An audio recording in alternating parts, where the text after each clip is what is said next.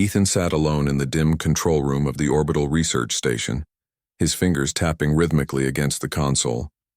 Outside, the stars stretched endlessly, indifferent to the small metal structure floating above the blue and green planet below.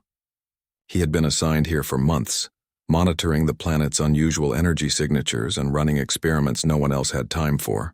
The isolation was meant to test human endurance in deep space, but Ethan had always preferred solitude. It gave him time to think, to plan, and to focus on his work without distractions. Tonight, though, the station felt different. The usual hum of machinery and faint whisper of the air system seemed heavier, almost tense. Ethan frowned, leaning forward as the sensors picked up a subtle movement near the maintenance hatch. He rubbed his eyes and shook his head. After months alone, even shadows played tricks on him. Yet the motion persisted.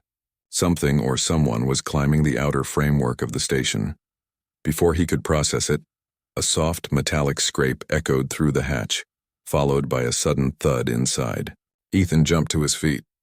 The hatch had never been designed for unauthorized entry.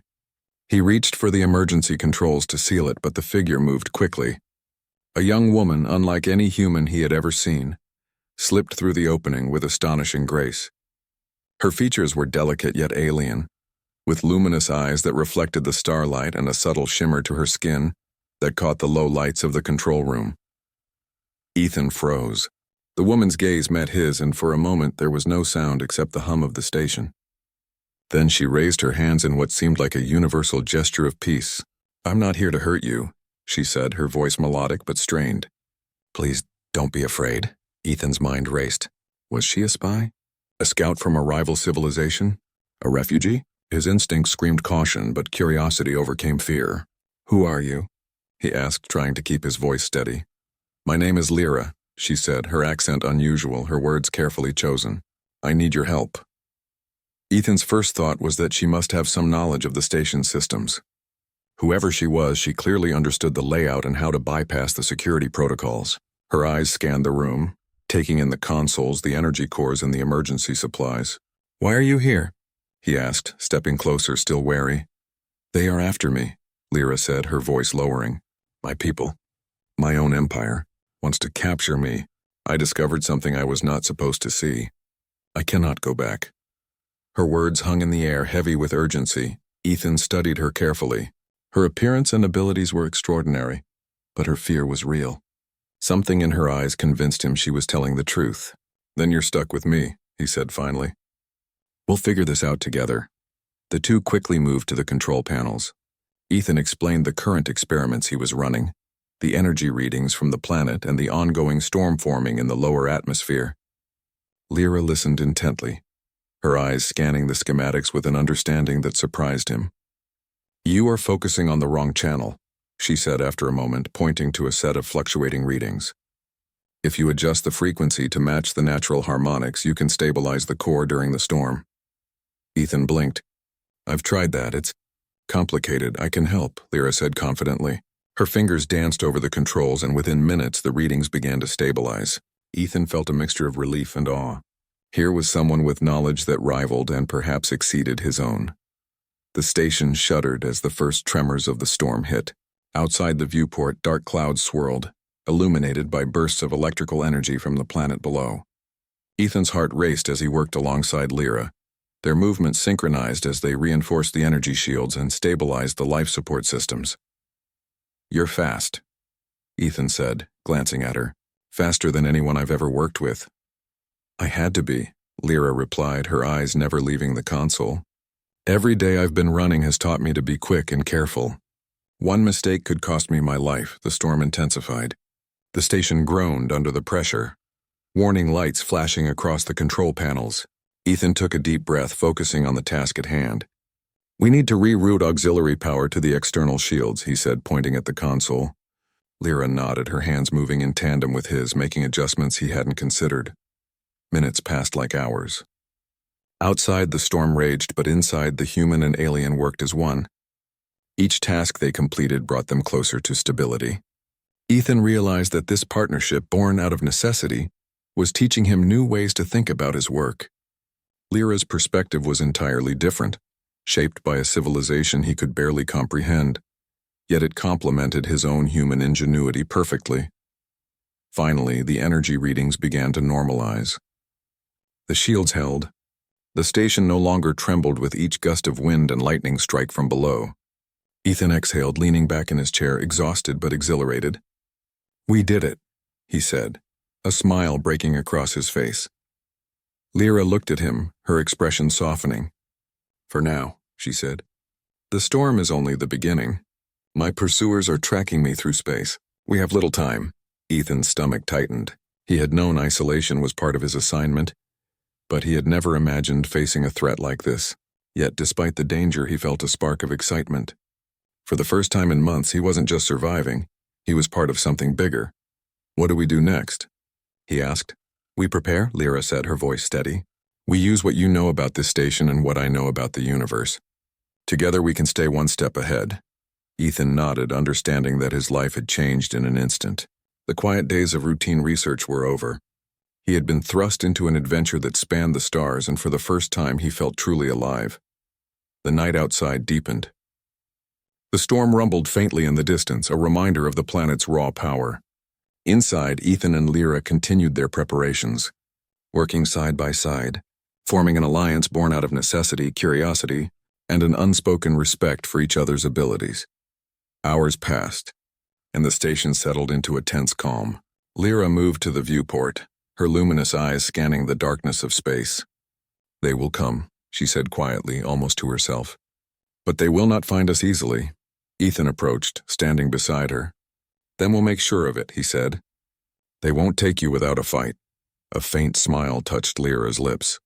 "I like humans," she said. "You do not give up easily." "And I'm not about to start now," Ethan replied, feeling a surge of determination. The station hummed softly around them, a fragile sanctuary in the vastness of space. For now they had survived the storm, but the real challenge lay ahead. Together they would face the unknown, aliens, danger, and the mysteries of a universe that was far larger and more complex than Ethan had ever imagined. As the first hints of the planet's dawn appeared over the horizon, painting the station in pale blue light, Ethan realized that this unexpected visitor had not just climbed through his window. She had opened a door to a future he could never have foreseen. And for the first time he felt the thrill of adventure, knowing that humanity, even in isolation, could stand strong when facing the challenges of the stars. The station shuddered again as a sudden tremor ran through its hull. Ethan and Lyra had just begun to catch their breath after the storm, but the quiet that followed was deceptive. Outside the reinforced windows, dark shapes moved through space. Stealth ships, sleek and silent, approaching with precision. Lyra's eyes narrowed as she studied the sensors. "They've found us," she said quietly. "We have very little time." Ethan's heart raced. He had imagined threats in simulations and emergency drills, but nothing had prepared him for this. "How fast can we get the defenses online?" he asked, moving toward the control panel. Lyra joined him, her fingers flying over the console. "Faster than you think," she said, her voice steady, betraying no fear. "We need to reroute power to the external shields and activate the station's countermeasures. I'll guide you through it." Ethan followed her instructions, amazed at how effortlessly she understood the station's systems. They worked together, rerouting power through secondary conduits and activating defense protocols that had been dormant for months. Lights flashed across the panels. Alarms echoed faintly, but they continued, methodical and precise. Outside, the first alien ship attempted to breach the station's perimeter. It fired a series of plasma pulses, which collided with the reinforced shields in bursts of orange light. Ethan watched in awe and fear, feeling the tremors run through the floor beneath him. "The shields are holding," he said, hoping his voice carried confidence he didn't entirely feel. "They will not stop for long," Lyra warned. "We need a plan to fight back. We cannot just rely on the shields." Ethan's mind raced. They had no conventional weapons that could reach the ships in orbit. Yet the station itself was a labyrinth of energy conduits, magnetic fields, and experimental tech. "We can use the station itself," he said slowly. "The energy cores, if we can redirect them, we can create a pulse that could disable their systems temporarily." Lyra's eyes lit up. "Yes, but it will be dangerous. The station could take damage. Or worse," Ethan nodded. "Better than being captured, or worse, losing you." Together they prepared the energy pulse. Ethan adjusted the conduits while Lyra calculated the precise timing to maximize the effect. The alien ships fired again, trying to predict their moves, but Ethan anticipated their trajectory. He and Lyra worked as one, their actions synchronized in a rhythm born of necessity. With a final command, Ethan released the pulse. A brilliant wave of energy surged from the station, spreading across space in a dazzling display.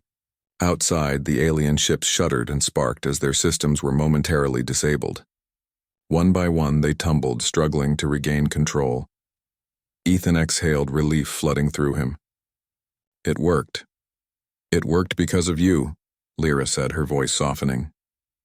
Humans are clever. Even when cornered, you find a way to survive. Ethan felt a surge of pride. We make a good team, he said. But the victory was brief. Sensors immediately detected more ships on the horizon, larger and faster than the first group. Lyra's expression grew serious. They will not give up. We must move the station. There is a jump gate near the planet's orbit. If we can reach it, we might escape and buy some time. Ethan understood. The station was designed to stay in orbit, not to travel. But with Lyra's knowledge of alien tech and his understanding of human systems, they might just have a chance. Together, they began modifying the station's engines, rerouting energy from non-essential systems to power the jump sequence. Minutes stretched into hours as they worked tirelessly. Ethan's hands moved quickly, guided by Lyra's precise instructions. Sparks flew, warning lights blinked, but they persevered. Finally, the engines roared to life, and the station began a slow, trembling acceleration toward the jump gate. The alien ships fired relentlessly, attempting to intercept them. Ethan and Lyra dodged debris and plasma bursts, their coordination almost instinctive. Ethan found himself relying on instincts he had never known he had. He remembered drills, survival scenarios, and every lesson he had learned in isolation. And now it all mattered more than ever. As the station neared the jump gate, a massive alien ship blocked their path. Ethan felt a surge of panic, but Lyra's hand on his shoulder steadied him. Trust me, she said. We can do this. Ethan took a deep breath, focusing on the jump sequence. Lyra initiated the sequence from her console, her fingers flying over alien glyphs that glowed faintly. The engines roared louder, and the station trembled under the immense power being redirected. The alien ship fired a final barrage, but Ethan was ready. He triggered an auxiliary energy pulse that temporarily disabled the ship's weapons, allowing the station to accelerate into the jump gate. Light and energy surrounded them, stretching the metal and circuits of the station. For a moment, it felt like the universe itself had paused, holding its breath. Then, with a sudden lurch, they emerged on the other side of the jump. The stars rearranged themselves, and the station floated in a new region of space distant from the alien pursuers. Ethan collapsed into his chair, exhausted but exhilarated. Lyra smiled, her luminous eyes reflecting relief. You did it, she said softly. We survived. We did it together, Ethan corrected her, feeling a sense of unity that transcended species or origin. For hours, they monitored the sensors, ensuring no pursuers had followed. The station had taken some damage during the jump, but it was still functional. Lyra moved through the control room, checking systems with careful hands. We are not safe yet, she said, but we have time to recover. And to plan. Ethan nodded, leaning back in his chair. He realized that the events of the last day had changed him. The isolation he had once cherished now felt like a distant memory. Working alongside Lyra had opened his eyes to the vast possibilities of human ingenuity and courage. As they began repairs, they shared stories. Lyra spoke of her world, of her empire, and the secrets she had uncovered that forced her to flee. Ethan shared his experiences as a human engineer, the challenges of surviving alone in space and the thrill of solving problems no one else could. Each story built trust, forming a bond stronger than fear or danger. Days passed. They repaired the station, reinforced shields, and studied the nearby star systems for resources. Ethan taught Lyra about human improvisation, using limited tools in creative ways, while Lyra introduced Ethan to alien technology that seemed almost magical. They complemented each other, forming a partnership that defied expectation. One evening, as the distant sun of a nearby star reflected off the station's hull, Ethan and Lyra stood side by side at the viewport. Do you ever think about going home? Ethan asked quietly. Lyra's gaze was distant. Home is not a place anymore. My people will not forgive me. But perhaps, with you I can find a new purpose. Ethan smiled, feeling the weight of their shared experience. Then we'll face it together. Whatever comes, we'll survive. Outside, the vastness of space stretched endlessly, full of unknown dangers and infinite possibilities. But inside the station, a human and an alien had discovered something even more remarkable than survival. They had discovered trust, cooperation, and the strength of combining their talents to face the universe. As the first hint of a distant planet appeared on their sensors, promising resources and shelter, Ethan realized that this was only the beginning. The station was no longer just a research outpost. It was a symbol of resilience, of human ingenuity, and of the unlikely alliances that could change the course of interstellar events. Lyra turned to him, her eyes glowing softly in the dim light. "We are ready," she said. "Yes," Ethan replied, determination burning in his chest. "Let's see what comes next." And together they moved forward into the unknown, ready to face challenges that no human or alien had ever faced before. They were not just survivors, they were pioneers, proving that courage, ingenuity, and trust could conquer even the greatest threats the universe could offer.